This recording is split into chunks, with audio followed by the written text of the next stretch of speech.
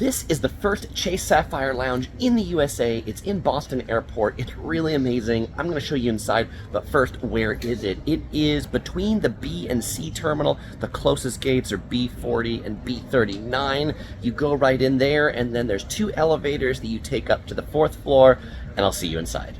All right, heading up to the 4th floor. There was a little bit of a check-in line when I got there. 2 check-in desks, and people were kind of confused about the access policies. I'll tell you more about who can get into this lounge in just a little bit. But as we head to the right of those check-in desks, this is the light food counter. There's some biscotti, some oranges, some still and sparkling water. Here on tap, we've got cold brew coffee, some seasonal iced tea, some spa water. That's some water infused with cucumber. There's some coffee in those dispensers and some also cappuccino espresso machines. 2 of them, and they weren't too busy. There was never a line over there. I was here at about 3 in the afternoon on a Tuesday. All right, this is the food buffet section. There are some desserts over here, some brownies, some raspberry bars, some cookies. This is now the hot buffet section where they had some Brussels sprouts, some red chowder that was pretty good with like clam and chorizo, some Korean fried things. Here we've got some the all-day menu where you can see you can also get some made-to-order items. I'll show you the ones I got in just a moment.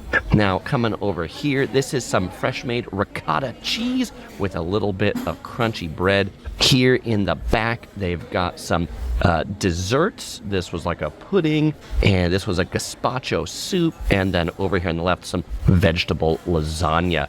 And as we turn back into the lounge, we can see a really nice seating area. I mean, this lounge is really done very nicely.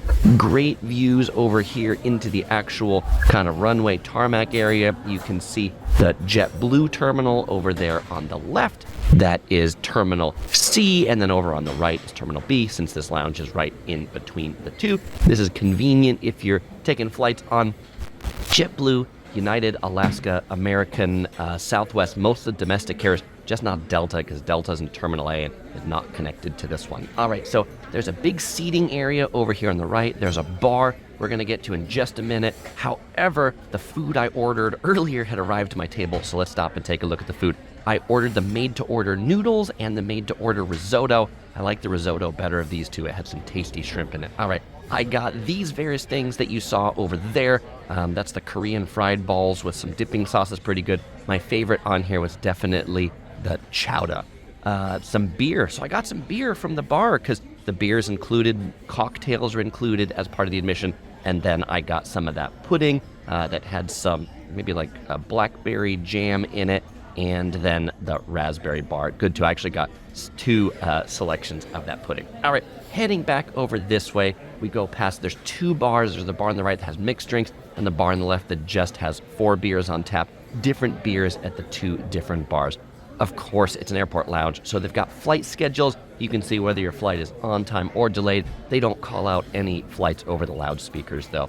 Heading over this way, this is more like the living room area of the lounge, less kind of foodie with tables, but more just like kick back and relax. Some neat art up on the wall.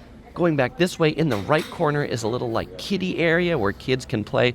That's pretty cool. As someone with a 3-year-old daughter, she wasn't with me on this trip, but I know she would enjoy that lounge. Some cool canned beverages, Coke, Diet Coke, Sprite, some Oli Boli drinks, and a couple of neat like booths that are like carved in back here.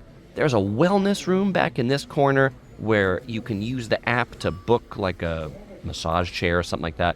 There are 2 showers. You can reserve the showers on the app. There's a nursing room for mothers. And at least for the wellness room and the shower room, they seem to be in demand. And it was like an hour and a half from the time I got there before I could use them. I did not have an hour and a half between the time I got to the lounge and my next flight. Restrooms over here that were nice and clean. And then this brings us to the area right behind the check-in desk. And so now we've seen the whole lounge, and there's me in a nice mirror. All right, so now if we just kind of look at how that lay down, this is the emergency exit diagram, but you can see all those different tables and chairs. The maximum occupancy in this lounge is about 400 people. Okay, so who can get into this lounge? 1, if you have a Chase Sapphire Reserve card, you are welcome in this lounge, but you have to have activated the Priority Pass membership and use the Priority Pass physical card or digital card to then get into this lounge. If you have Priority Pass issued by any other provider like American Express or Capital One, you can get into this lounge once per year without any guests. If you have a Sapphire Reserve, then you can bring 2 guests into this lounge, and any other guest is $27. If you don't have Priority Pass, you can buy a day pass for $100. Cha-ching. So overall, a really amazing lounge. I think this is going to be one of my favorite lounges in the US at this point. I just wish I actually flew through Boston more so that I could enjoy this lounge more. The good news is that Chase is actually opening a whole bunch more of these Sapphire lounges, so maybe one is coming to an airport near you. Well, if you enjoy lounge tours, you might enjoy my tour of the Centurion Lounge in San Francisco Airport, which is also one of my favorite airline lounges. Or if you're coming to Boston, you might enjoy my travel guide to Boston. You'll find it right here. Also links in the description below. And as usual, I won't say goodbye because I'm going to see you in one of these videos.